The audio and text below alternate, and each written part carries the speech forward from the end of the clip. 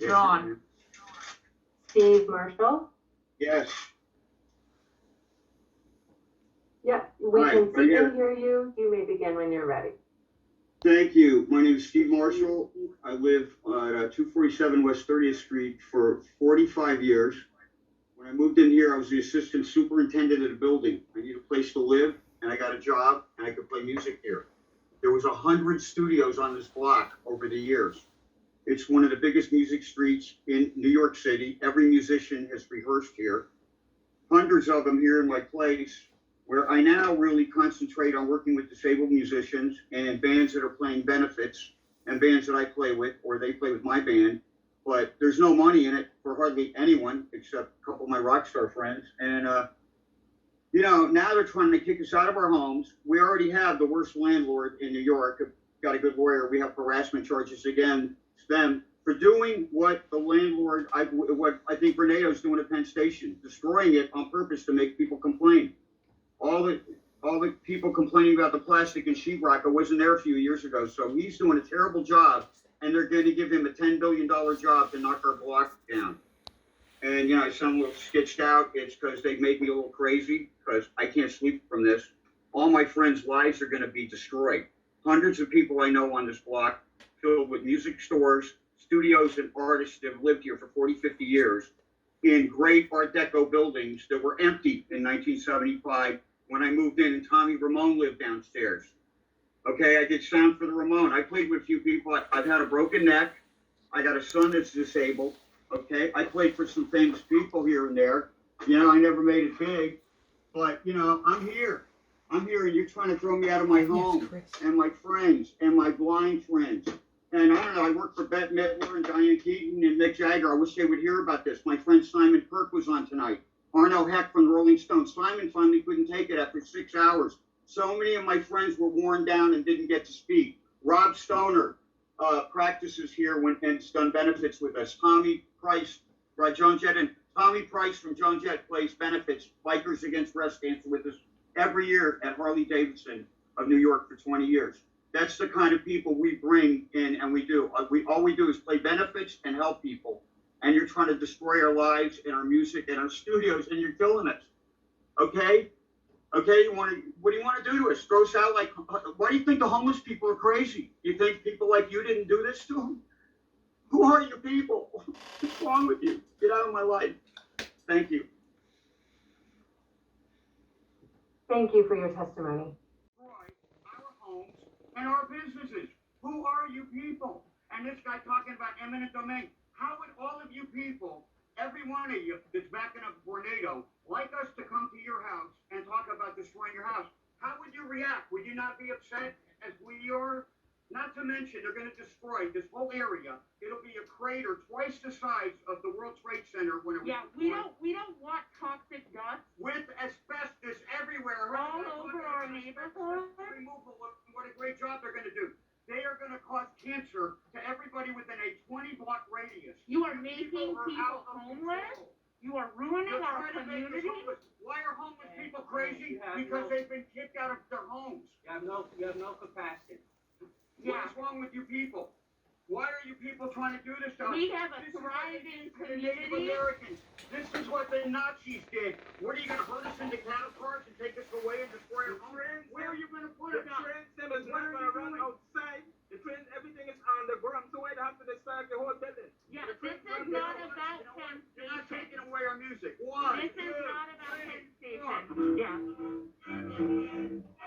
This is about West 30th Street, not Penn Station.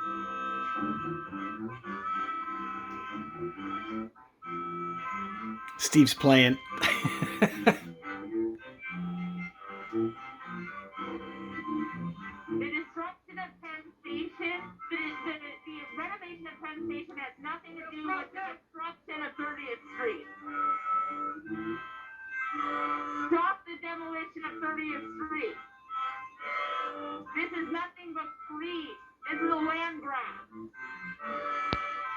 And we're not going to take it. Okay. We're not moving from there. We have to stay here. Thank you. 10 seconds. Don't destroy our home. Don't destroy our home. Don't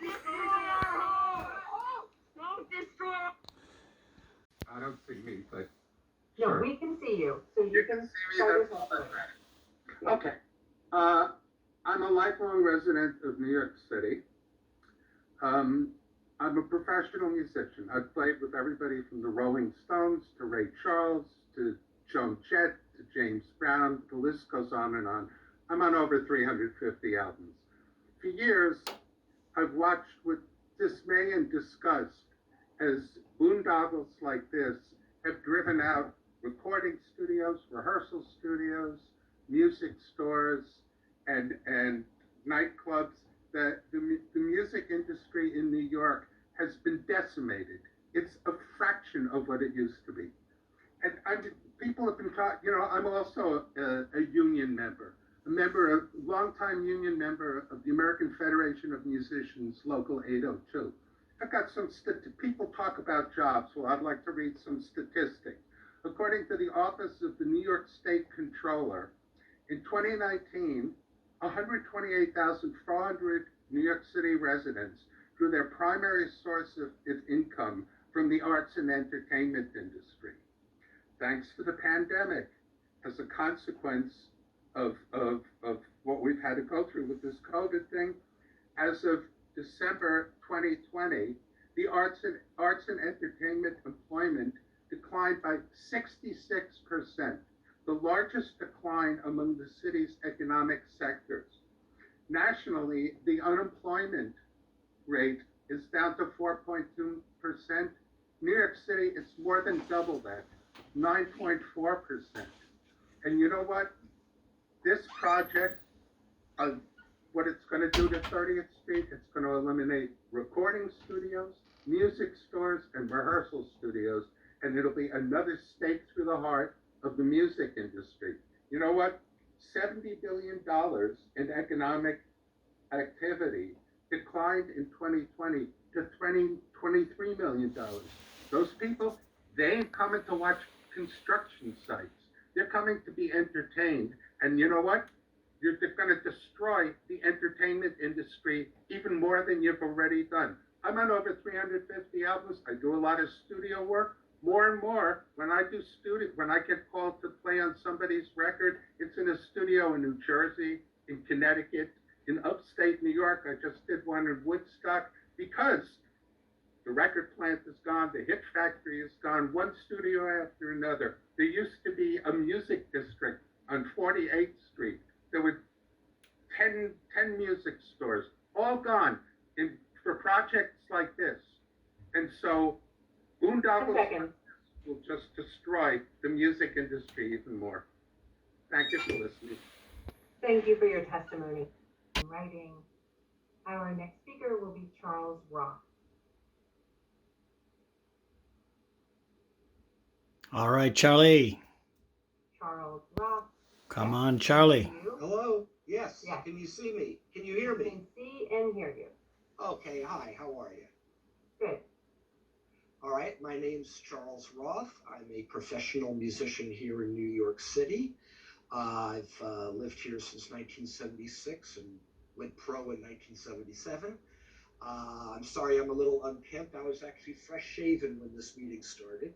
But I would like to just state my opposition to this project as it stands.